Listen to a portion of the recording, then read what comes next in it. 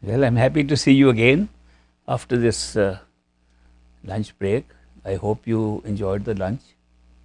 It has been prepared by people here, Raj and others, with great love and affection. And I noticed that when you prepare food with love, it tastes little better. And if you're angry and cook food, it tastes different. I don't know if you ever noticed that. Because when love changes everything, including food, which is a very material thing, but it does make a difference.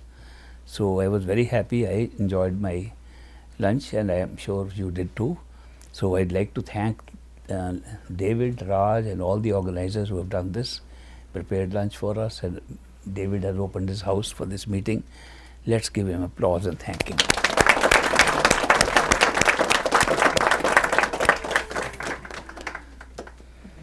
I was talking to you earlier in the morning about the way to discover our own self. Who are we? We are not the body, obviously. This is too short-lived. Nor are we our sense perceptions, which also die out. Nor are we our mind, which also has a length of time by which the same mind continues. This body's average life in this age is about 100 years or maybe a little less. It was even less earlier. Longevity has grown slowly. In the next 20, 30 years, it will be 100, 110 average. It's a very short period in terms of cosmic time, which we say is billions of years. It's a very short time. The inner body, which we call the astral self, which holds our sense perceptions, has a much longer life, average from 1,000 to 3,000 years of physical time.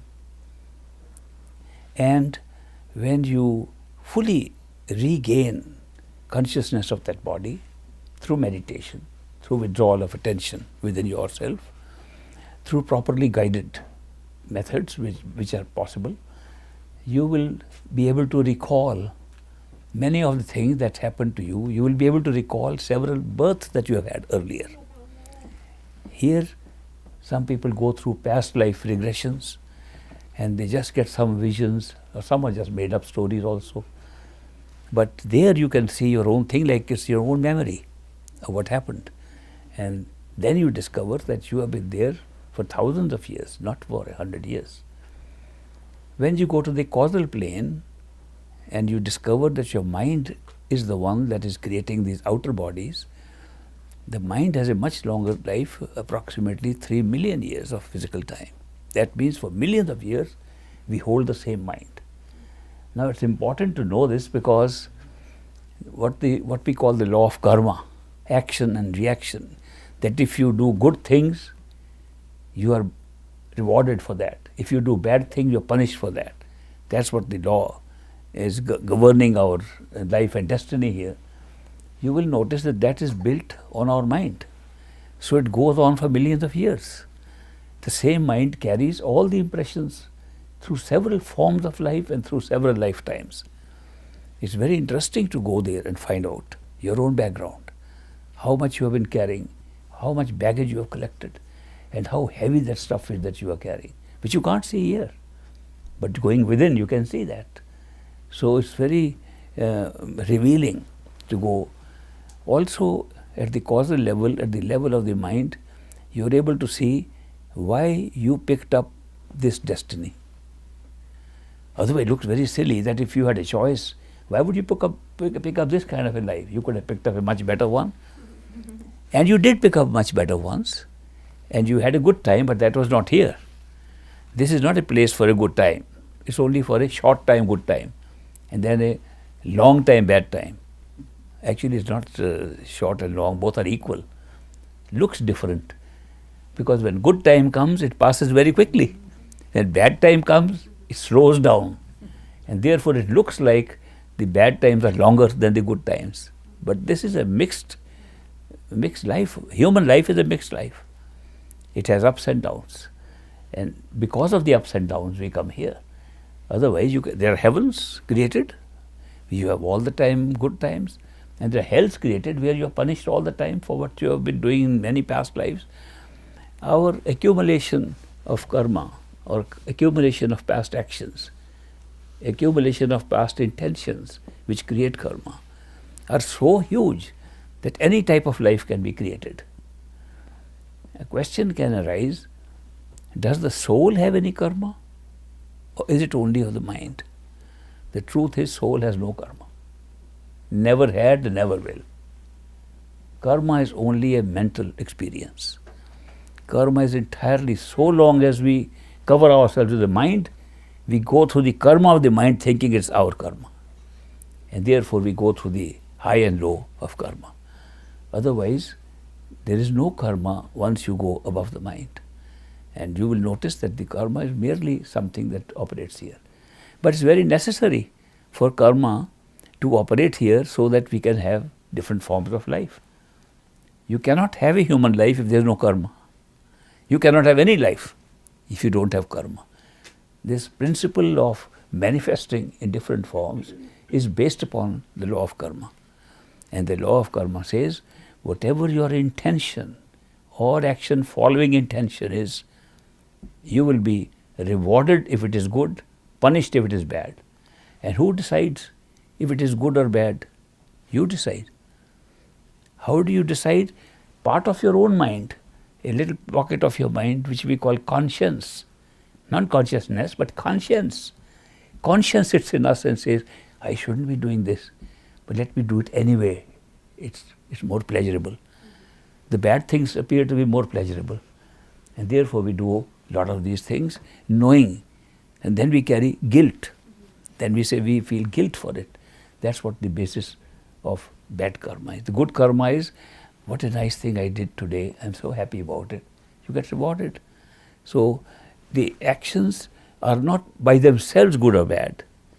We decide these from this conscience, which is governed again by environment through which you go through, plus your own inherited tendencies from the past lives, plus the local societies. They tell you wherever you are living, the society determines the moral code for you, and you grow up from childhood following that code. If you are born in a particular religion, you follow those codes of the religion, assuming them to be the truth. And if you're not, if you're an atheist, even then you follow what society says is good or bad. If you still don't know, laws are enacted by governments and society. They lay down, this is good, this is bad. All these factors create morality for you. And you live in a moral world, and the morality determines what kind of life you will have. What you have done in the past comes up as a new life. Not everything comes up, because you have done too many things. If even intention means karma, not only action, if you intend to do something wrong and have not actually done it, you have created a bad karma. Karma is in the mind. If your mind has done something wrong, it's already created a bad karma. If your mind is thinking of good things, you have created a good karma. So it's not necessary for action to follow the intention. You still create karma without action following. If you carry out into action, it only enhances the degree of that karma. But karma is created even without action. So imagine how much karma we create. Every day we think of so many good and bad things. We are accumulating so much karma. All that karma cannot be fitted into one lifetime, no matter how well packed it is. Therefore, only some pieces are picked up and one life is made up. The rest goes into a reserve. So what we bring from the past and use it as destiny, or pralabdha as we call it, pralabdha, which means destiny brought from past lives, that is not in our control. We don't have any volition in that. We don't make any determination of that. It includes the place where you will be born, the parents you will have, the siblings you will have, the accidents you will have, the sudden illnesses you will have, the so-called soulmates you will meet. All that is predetermined by your destiny which you brought from past lives. Then there are some gaps between these, gaps in which your mind works and where choices are presented to you. Should I do it or not do it? It's not all the life, the entire life. Only 80% of the life is already fixed. You just go through it routinely. Only in these little gaps you are given options to decide. That is where you create new karma. And we call it Karman karma as against Prarabdha or destiny. This is now new action karma. So, what cannot be accommodated in one lifetime goes into a reserve, also in our mind. We carry a huge reserve which we call Sinchit karma or reserve karma. Supposing you lead a karma free life, which you can do by not taking any decision, going with the flow. I remember I came to this country, the most frequently used expression was, go with the flow. I don't think too many people use that now, but they still use, go with the flow. If you can go with the flow, how do you create karma? Because you just go with what the circumstances are, whatever points out, do this, go, keep on doing, don't challenge anything. You don't create any new karma, don't take any deliberate decision on anything. Even then there is plenty in your reserve karma to create new lives for you. So it's a very, it's a long-term internment, long-term prison we are in. And we just keep on moving from one cell to another. That's the kind of life we are having here. This law of karma that operates at the mental level stays in the mental level till we escape from it. And therefore, we can't get over the karma unless we get above it. People have gone to very high enlightened states and still had to come back all the way because of karma. The classic example is given in the life of Lord Krishna and his childhood friend whose name was Udo. And Krishna, when he was still a child, he was still sent out to take care of the cows. He was a cowherd, and Udo was also a cowherd. They used to take care of the cows. One day, Krishna says to Udo, and they sing a song in the place where Krishna was born. I went there, everybody sing that song, says, Are Udo Karman ki gat nyari se, which means, Udo, the law of karma is very strange. It's unbelievable what it is. And then he explains to Udo, you see this little ant crawling here? Yes, that ant that you see crawling here has once been Brahma, the creator of this universe. Another time it has been Indra, one of the largest heavens, and he governed that heaven. By good karma, he got to such high enlightened positions. And now because of his bad karma, he's an ant. The problem is there is no atonement. You do good karma, you rewarded. Bad karma, punished. You do more good karma to overcome the bad karma. No, you get rewarded more. It does not atone for it. That's the trick in this law of karma. That you could have in one lifetime done things which entitle you to heaven for a month and hell for a month. Immediately after that. So this is a very strong binding prison. I think it's one of the biggest prisons one can imagine, where you can't get out at all by doing good or doing bad. Both keep you here. And that is where we are really trapped, and that is why if we want to get out of it, we have to go beyond the mind and beyond karma itself. When we first came, we picked up one life. We had to pick up. And where did we pick up? Where are these lives? They say these are in a place called the Akashic Records in Trikuti. In the causal stage, there is a sky holding several destinies. It is like a stack of DVDs, stack of lives already programmed. You'll be born here, you'll die here, these are the events that will happen. And we scanned all that and we said, that looks like a good one. And we picked up one. Now you cannot pick up one without it carrying with it past lives to create that one. You might have come only for one life, but that one life is based upon karma of a past life, and you have not had any past life. Therefore, you notionally pick up a life which has a past life, and the past life has a past life. So the infinite number of past lives you pick up by picking up one life, and one life has consequences in the next life, so you pick up future lives also. So it's a very strange drama to pick up one lifetime and get trapped into infinite lifetimes, past and future. Why do we sometimes pick up a life that has got so much suffering in it? Because when we scan and see that lifetime, we see what the future holds. The past has gone. We'll only think it's our memory. We'll think, yes, it is our memory that created. We created this, which we didn't. But to sustain the first life we pick up, we have to pick up all the past lives.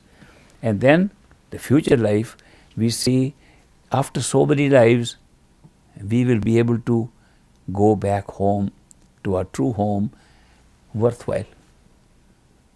Otherwise, we would never pick up the lives we have. We pick up the lives because at the end of the tunnel we see the light. That after so many lifetimes, when we are fed up, we'll go back. It's all written there. It's predetermined. So we pick up lives based upon considerations other than what will happen in one life. But once we are here for one life, we are now experiencing real past lives. Because from here onwards, we are creating real past lives. When we go back beyond the mind to our true home, to Sachkhand, all of them disappear. They were only a show. There's only like a movie that we went to see. They all become a movie and nothing is real. While we are here, we are creating real experiences by picking up our own destiny. When somebody says, do you make your own destiny? What answer will you give? Answer is yes. You picked up your destiny.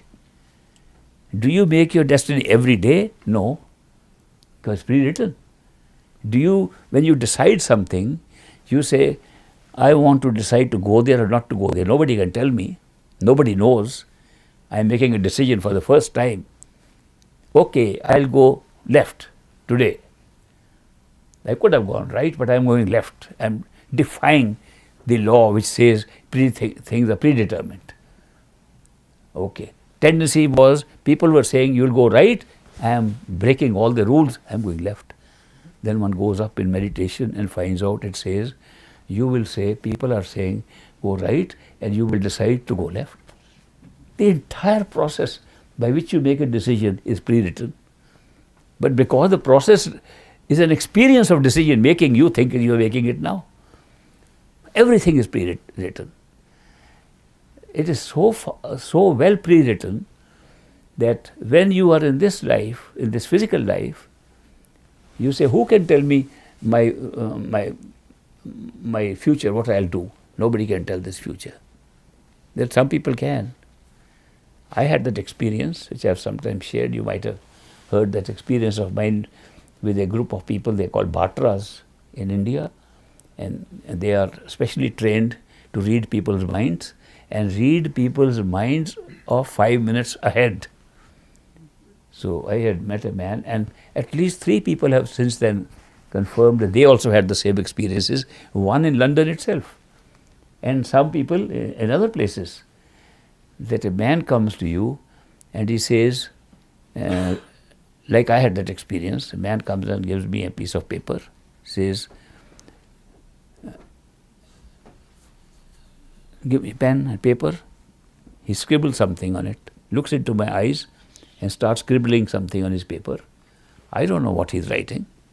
Then he folds the paper several times and puts it into my hand. Then he says, take out another paper. So I take out another paper. He says, write a number between 1 and 10. Now my thought is, he is expecting me to write 5. As kids, we used to do that we could guess what you're going to write, because the tendency is to write the middle number. If you're asked to write 1 or 5, 1 or 10, you write 5. Between 1 and 5 means 1 and 10 means 5. I said, this guy is expecting me to write 5. I'm not going to write 5. So I wrote 3. Then he says to me, write the name of a flower. And I said, he's expecting me to write the name of a rose, most common flower. I am going to write the name of a flower he may never have heard of. Because this happened in a different state than where I belong. It happened in Uttar Pradesh, in Lucknow, where I had come out from an interview for the Navy. And I said, I'll write the name of a flower this guy may not have heard of. So I wrote a flower, chameli, Chameli. I wrote in English, capital letters. And I said, what else? He said, write your date of birth. I wrote 1926. He said, that's your year of birth. I said, date of birth. So normally we write the date first and then the year. So I wrote the date after the year. Then he says, open the paper I gave you. Earlier, before all this happened. Open the page. It says 3 Chameli and 1926 and then the date. Exactly in the order which I wrote. And he wrote it before I did. I was stunned. I was not stunned that he could read my mind. How could he read my mind before anything happened? I had not even thought of these things. How could any other person know what I am deciding in my own head? And he could write the same things beforehand. And while I was still in a state of shock at how he could do that, he said, shall I tell you more? I said, go ahead. I'm already in a state of shock at how you know all this. He said, let me tell you. When I asked you to write a number between 1 and 10, you said he is expecting me to write 5. I am going to call off his bluff and I'll write 3. He told me not only what I wrote, he told me how I decided. When I asked you to write the name of a flower, you said he doesn't know he belongs to another place, and I'll write the name of a flower that he hasn't even heard of, and you wrote Chameli. I was surprised. I said, how can you possibly know? Because I decided after you wrote this. He said, what you decided, the way you decided, the word you decided in your mind, how to take this decision was pre-written. All we have learnt is to see your destiny 5 minutes ahead. I said, how did you learn how to do this? I'd like to learn that too. And then I can tell people beforehand what they will do.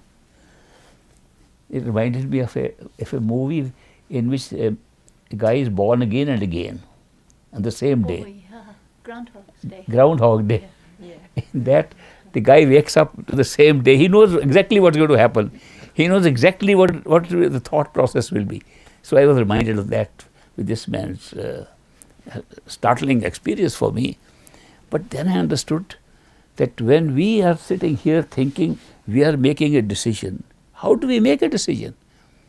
We make a decision by a thought process which is governed by our own environmental area where we have been to, as well as our inheritance. Our genes determine and our environment, and at any time when we make a decision, these two are fixed. So actually, if you just see scientifically, we can't decide any other way except the factors of decision making are already fixed at any time. But the fact that somebody can read it and tell you beforehand what you will think and how you will decide, and it's pre-written, it's a very big proof that everything is pre-written no matter what we think about it here. So, since everything is pre-written, it doesn't look like that. In everyday life, we have to make decisions every day. In fact, a colleague of mine at Harvard University, he one day called me and he said that he has been able to figure out that we have no free will. We can't decide anything, it's already decided. And I said, what's the reason for your decision? The reason was theological. Because he said, if we believe in God, and if we believe God is omnipresent, omnipotent, and omniscient, which means knows everything. If God knows everything, won't He know what we are going to decide? If He doesn't, He's not God.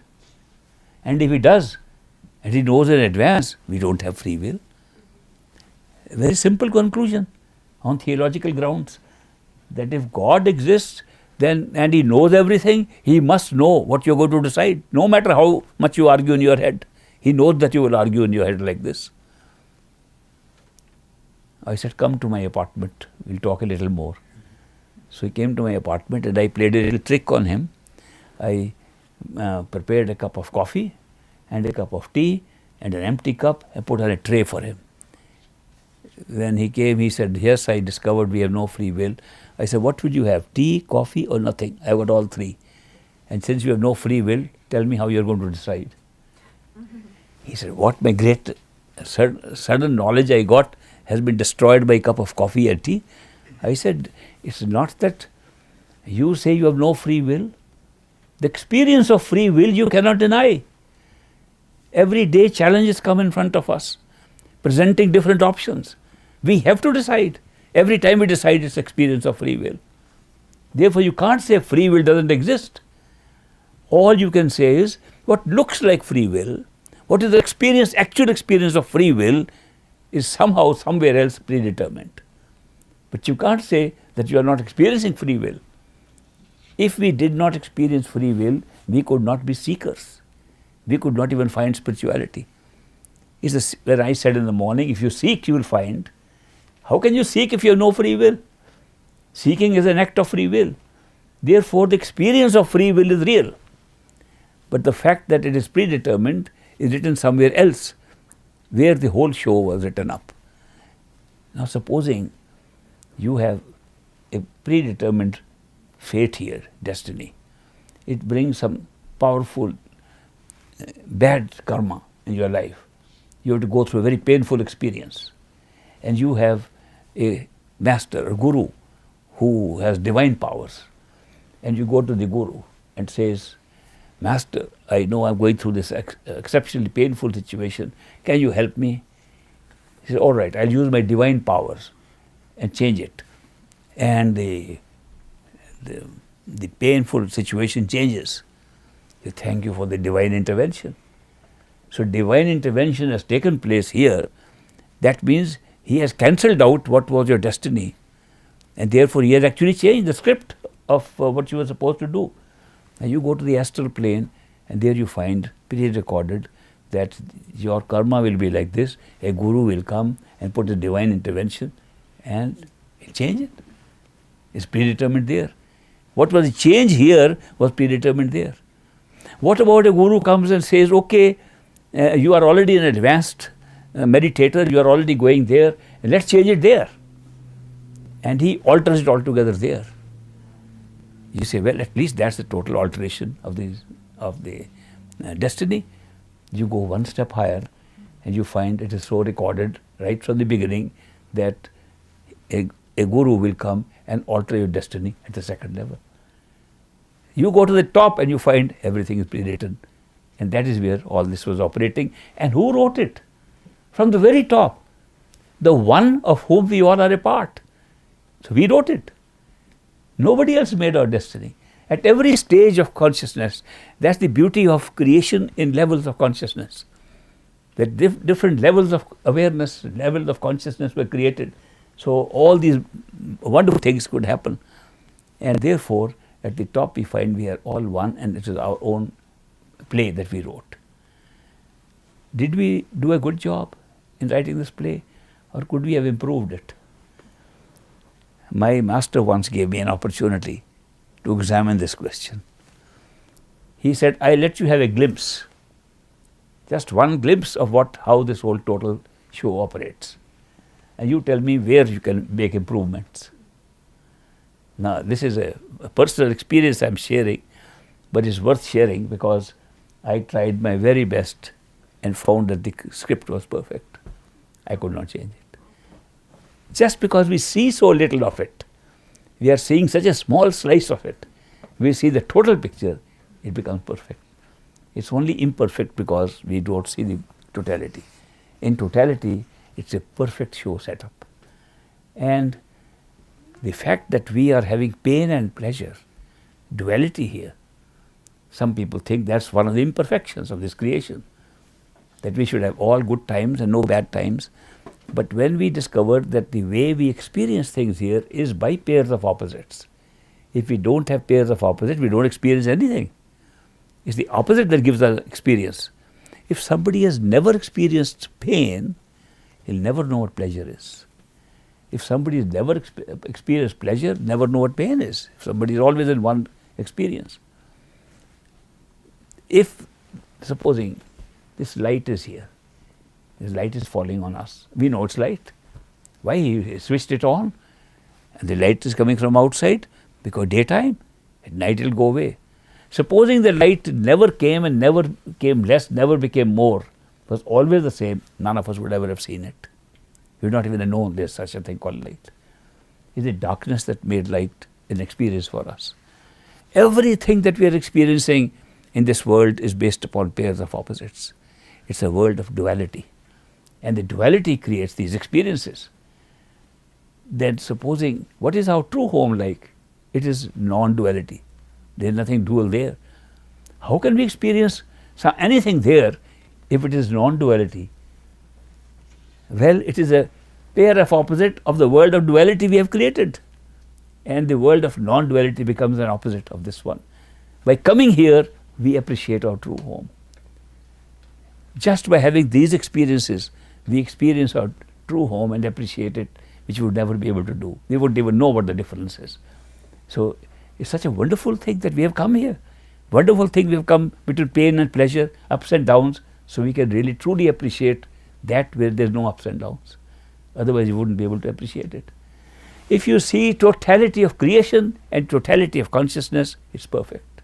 If you see parts of it, it's imperfect. So it's good to know that when you have inner experiences at higher levels of consciousness, all your questions are answered. All questions we ever had are answered from within yourself. You don't need to ask anybody from outside. And this is the value of meditation and going within. So instead of studying more books, discussing more outside, having more debates, it's better to make a little trip inside and see what's all about. Because no amount of outside discussion can really describe it.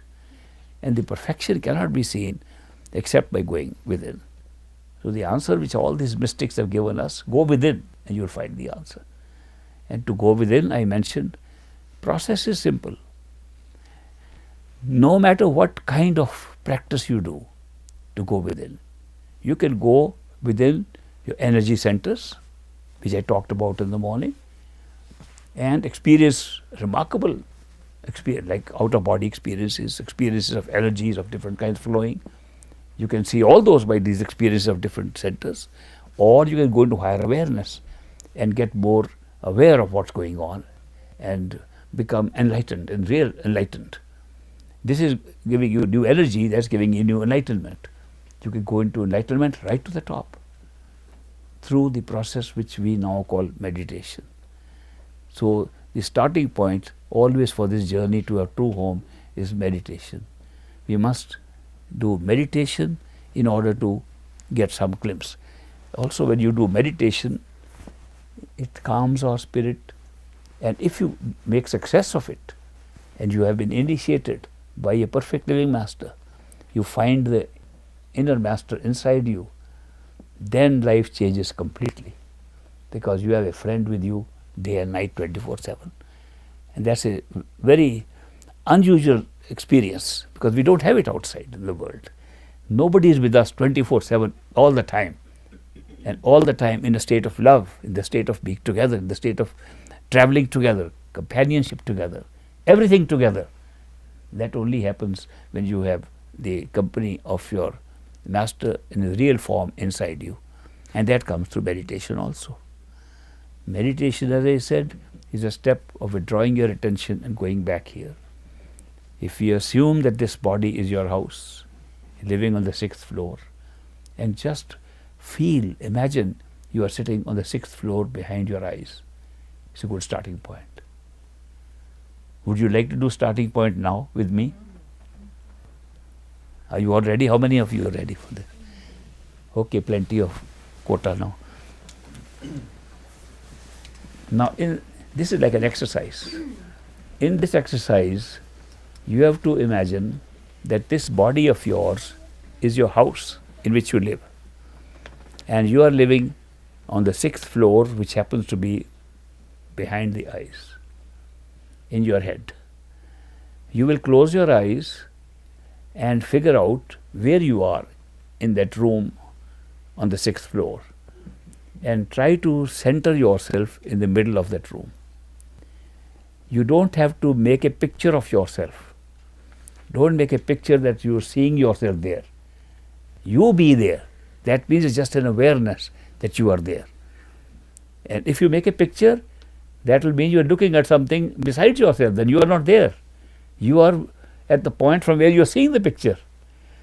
A common mistake, I am just telling you beforehand, it's a common mistake we make, that when we say we are behind the eyes, we start looking at a little being of our own self which fits in our head, and we say, there I am sitting inside. That's not where you are sitting. You are sitting where you are looking at that picture from. That's behind that. So you just have a awareness that you are in that chamber and on a hard floor, and spend a few minutes decorating that place. And lay down a rug or a carpet, put on a nice chair to sit on in the center. And if you have any, you notice any windows with some lights on the side, put drapes. Make it a beautiful place, because you are going to do your meditation every day in that chamber. And then sit in the center and just contemplate what's going on here. Don't think of anything outside, only what's happening there. How many of you could do this? Oh, pretty good. You're all ready for meditation. Meditation should start from there and not from outside. What we do is, we sit with our body outside and we think that we are going to meditate on the outside ground, on the outside chair, on the outside cushion, whatever we use. And all the time the attention is on where we are sitting. All the time the attention is on our outside things. That is why we don't draw our attention inside. But if you start from where you just experienced, that is the meditation chamber. It should start from there.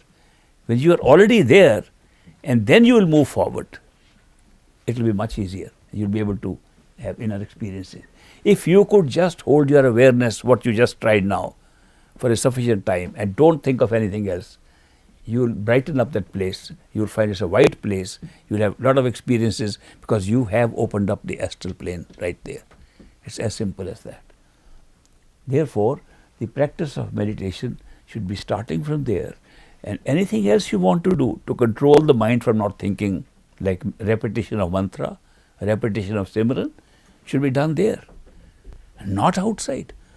You want to hear the sound inside, you sit in the center and hear the sound inside, not outside.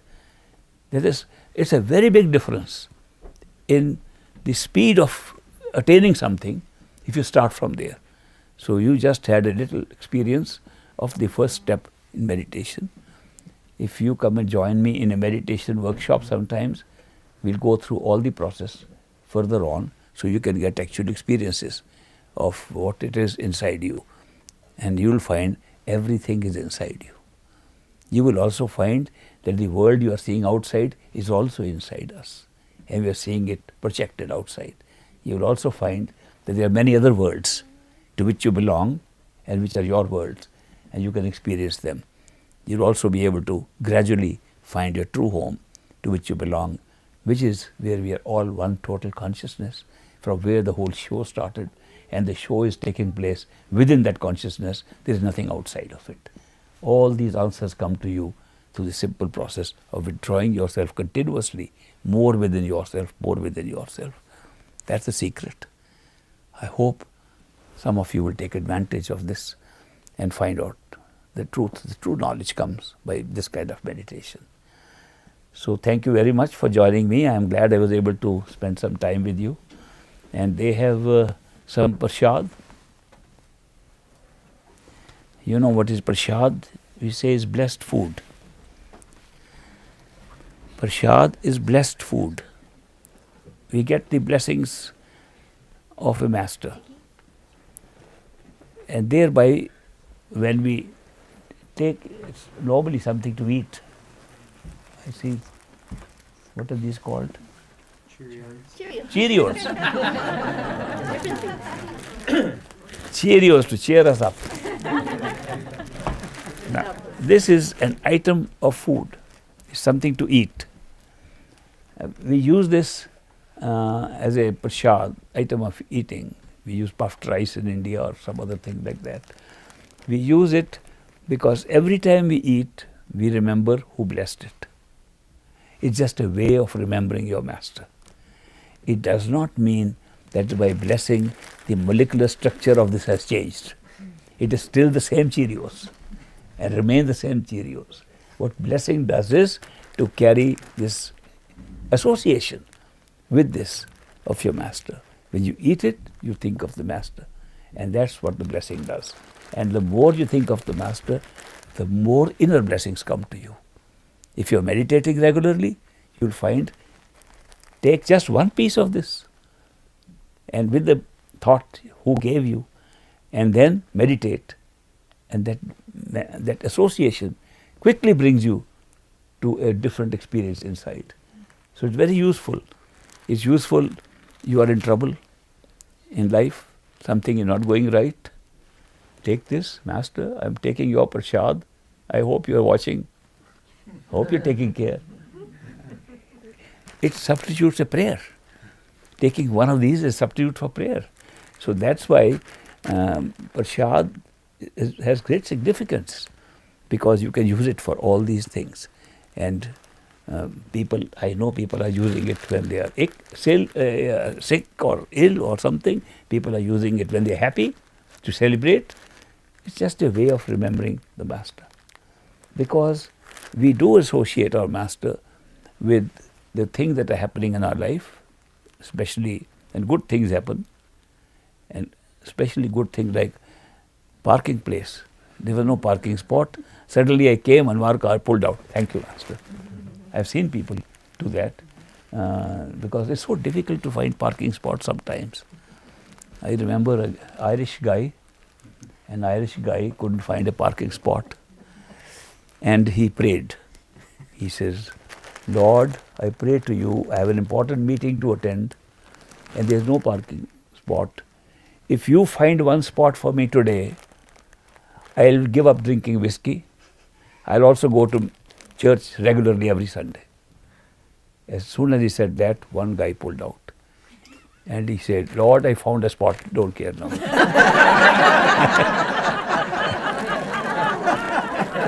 It's just a story. Just a little story. But anyway, when good things happen, we want to thank the Master, and because we associate the Master with taking care of us, which he does, by the way. It's not just a story, he actually does take care of us. We can pray to him and ask him. In fact, he is the only real good friend of ours. A friend in need is a friend indeed. When you need something, other people may or may not be able to help, but he can help internally and change circumstances for us. I've seen that happen all the time in my life.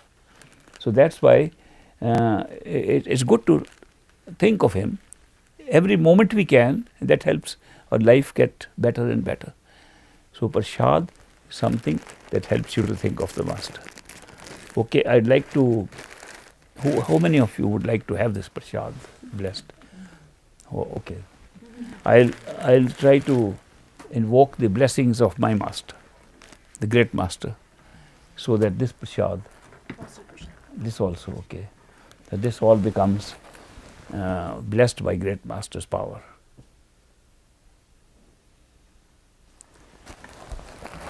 I can't tell all my experiences, but I can tell you he just touched these himself with his own hand, and I saw it.